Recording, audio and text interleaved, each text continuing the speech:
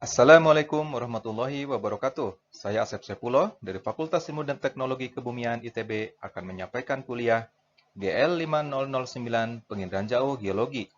Topik 16, ujian akhir semester. Komponen dan bobot penilaian kuliah GL 5009 Penginderaan Jauh Geologi sebagai berikut. Yang pertama adalah komponen UTS dengan bobot 30%. Komponen kedua adalah UAS ditambah dengan kuis dengan bobot 30%. Komponen ketiga adalah praktik dengan bobot 15%. Dan komponen keempat adalah project dengan bobot 25%. Berikut merupakan skor dan nilai akhir.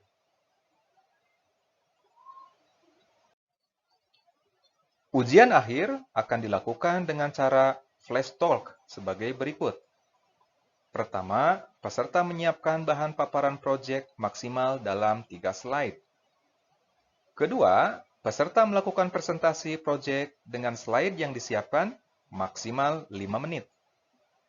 Ketiga, peserta menjawab pertanyaan penguji setelah presentasi dilakukan. Komponen penilaian presentasi UAS meliputi ketercapaian luaran kuliah yang ditunjukkan dalam presentasi dan komponen tambahan lainnya. Luaran perkuliahan meliputi 3 aspek, yaitu pertama, mahasiswa mampu memahami fungsi berbagai jenis data satelit penginderaan jauh untuk keperluan pendeteksian target geologi. Kedua, mahasiswa mampu memproses secara digital berbagai jenis data satelit penginderaan jauh. Ketiga, mahasiswa mampu menganalisis data satelit penginderaan jauh secara kuantitatif, baik untuk keperluan eksplorasi, eksploitasi sumber daya geologi, maupun pemantauan kebencanaan. Sedangkan komponen penilaian tambahan meliputi tata letak materi dalam slide presentasi, termasuk kejelasan dan estetika.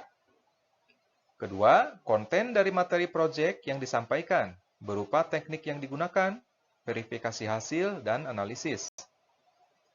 Komponen tambahan yang ketiga adalah ketepatan waktu presentasi yang dilakukan. Laporan proyek dalam format PDF dikirim ke LMS ITB 1 pekan setelah UAS.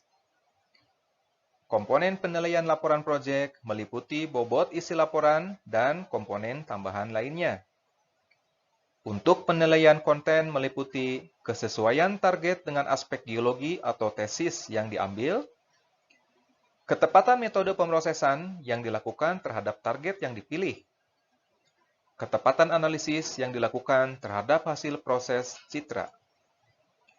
Sedangkan komponen penilaian laporan proyek tambahan meliputi tata letak materi dalam laporan, termasuk kejelasan gambar dan kelengkapan unsur dasar laporan.